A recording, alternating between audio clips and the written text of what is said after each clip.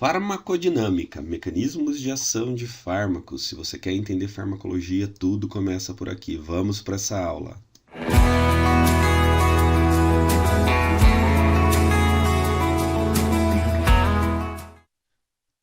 Olá pessoal, meu nome é Fábio Michelotto, você já me conhece e estamos aqui para uma aula de farmacodinâmica. Sabe a dificuldade que você tem em farmacologia? Provavelmente começa porque você não entendeu essa aula.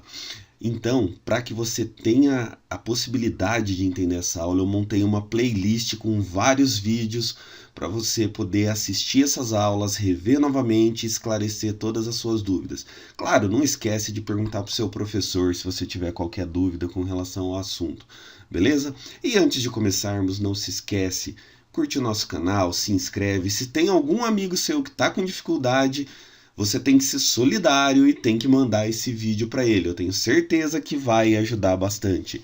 Então, sem mais delongas, vamos para a aula. Quais são os objetivos não só dessa aula, mas da playlist toda de farmacodinâmica? Primeira coisa, nós vamos conceituar termos pertinentes à ação de fármacos no organismo. Depois nós vamos expor os tipos de ação de fármacos. Vamos identificar os principais locais de ação de fármacos. E quando eu estou falando nos principais locais de ação de fármacos, eu estou falando dos principais mecanismos moleculares, como que aquele fármaco para hipertensão funciona, como que aquele fármaco para diabetes funciona. Depois vamos classificar os fármacos com relação ao seu tipo de ação dentro dos alvos moleculares. E vamos compreender como a seletividade de um determinado fármaco, a sua especificidade, poderão influenciar no efeito geral desse fármaco e também na terapêutica do nosso paciente. Então, vamos lá.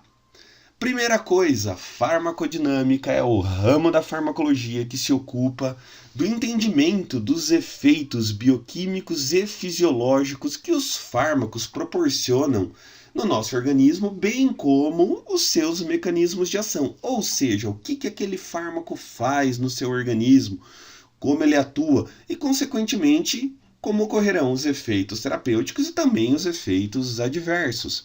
Na maior parte das vezes, o efeito dos fármacos é obtido exatamente através da interação entre a molécula do fármaco e as biomoléculas do nosso organismo. Quem são essas biomoléculas que eu estou falando para vocês? Eu estou falando de moléculas que são compostas por proteínas principalmente, como por exemplo os receptores de membrana, as enzimas, os transportadores, os canais iônicos, entre outros. E muitos alunos que estão iniciando o estudo da farmacologia, eles me perguntam, Fábio, o que os fármacos fazem no nosso organismo? Olha, existem muitas ações que os fármacos podem fazer. E eu coloquei aqui as mais diversas ações possíveis, como por exemplo, alterar o funcionamento de sistemas enzimáticos, transportadores e receptores. Poderia citar para vocês aqui o exemplo do omeprazol, que é um fármaco que altera o funcionamento de um sistema enzimático, que é o transportador ali, o transportador da bomba de prótons, né? Também poderia falar para vocês de fármacos que modificam a permeabilidade de canais iônicos, como anestésicos locais, antiarrítmicos, entre outros. Eles podem impedir a ligação de mediadores endógenos e substratos aos receptores ou às enzimas, é o que os anti-inflamatórios fazem, por exemplo. Eles podem promover alterações físico-químicas no local de sua administração, como por exemplo os protetores solares, e também alteram a transcrição gênica. E aí nós estamos falando de hormônios principalmente. Como nós podemos classificar a ação dos fármacos com relação ao seu modo de ação? Se nós pensarmos no modo de ação dos fármacos, nós podemos classificar eles de duas formas, em fármacos que são considerados de ação inespecífica e fármacos que são considerados de ação específica. E qual a diferença entre esses fármacos? Vamos lá. Os fármacos de ação inespecífica são aqueles que atuam principalmente devido às suas propriedades físico-químicas, ou seja, eles não vão exercer uma interação entre as biomoléculas do nosso organismo, né? Entre os receptores, as enzimas, eles não se ligam a essas moléculas. Então, olha só, os fármacos de ação inespecífica, eles necessitam de concentrações relativamente elevadas para produzirem seu efeito. Podem apresentar estruturas químicas muito variadas e com reações biológicas semelhantes. E pequenas alterações na sua estrutura química não vão resultar em alterações acentuadas na ação biológica.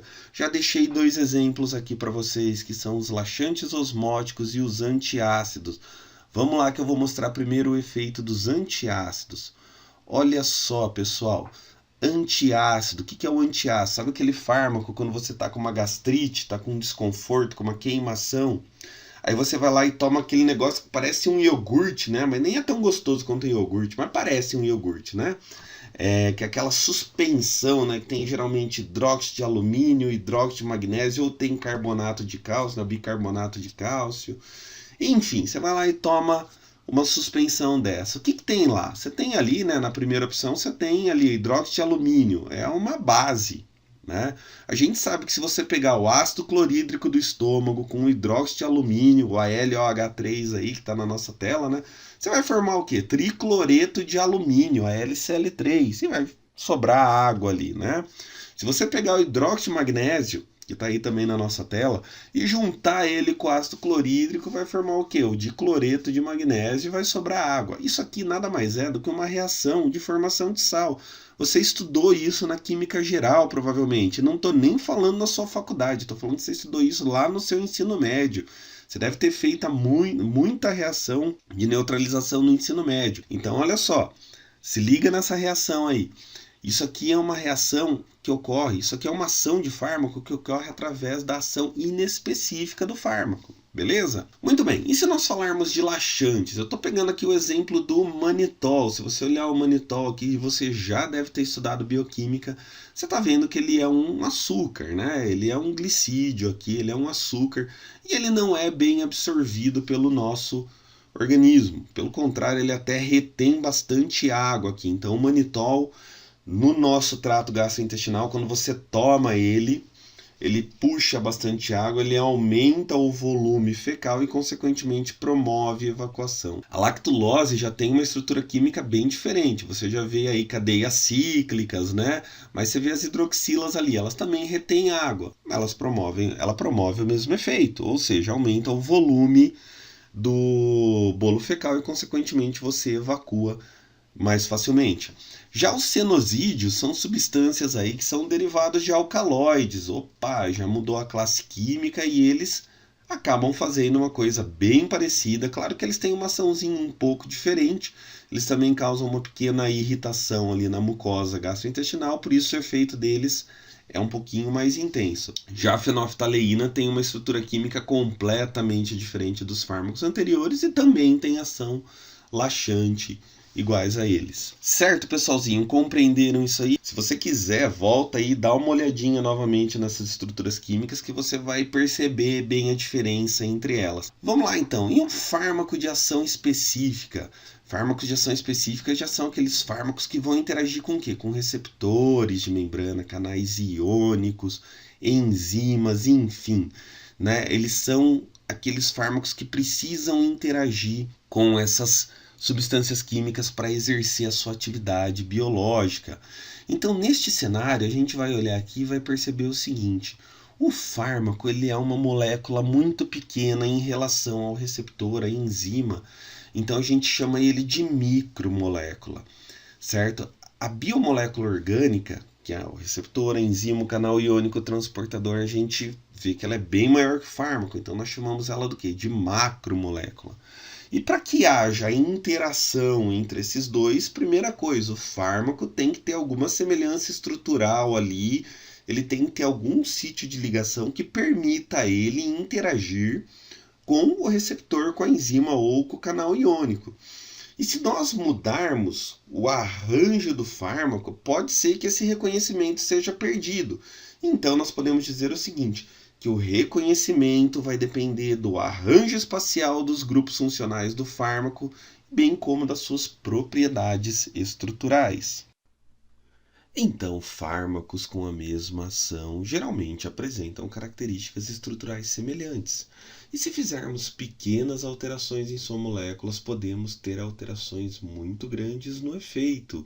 Inclusive, em alguns casos, nós podemos ter o aparecimento da função antagônica, que é aquilo que eu vou mostrar para vocês no próximo slide com o exemplo da histamina.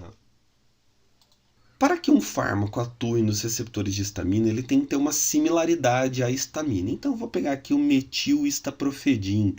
Ele é um agonista H1, ou seja, ele atua no receptor H1. Não consegue atuar no H2, mas atua no H1. Olha a similaridade química que ele tem aqui com a histamina, tá vendo? Se você pegar aqui a antamina, também é esse nome mesmo, gente. Eu sei que você vai fazer piada com isso. A antamina, ela também tem uma similaridade química com a histamina, como vocês podem ver.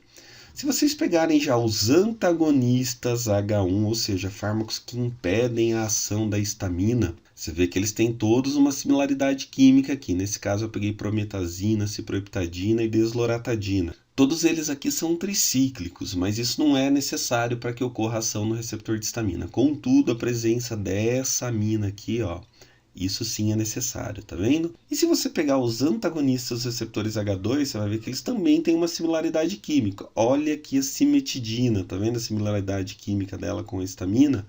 Né? Se você olhar aqui, tem uma similaridade. Agora, essa mudança aqui faz com que ela seja um antagonista. E mesma coisa a ranitidina, né? Essa mudança aqui faz com que ela seja um antagonista. Beleza, pessoal? Então acredito que você pode ter percebido aí nessa aula as diferenças entre os fármacos de ação específica e os fármacos de ação inespecífica. Para montarmos essa aula, claro, né, sempre vamos consultar os melhores livros de farmacologia, entre eles Goodman-Gilman, Hang Daly, Golan e Katsung. Esse é o canal Sinapses e se você chegou até aqui comigo, então não esquece de dar aquela curtida. E se você ainda não é inscrito no canal, também não esquece de se inscrever no nosso canal. Valeu, até a próxima aula!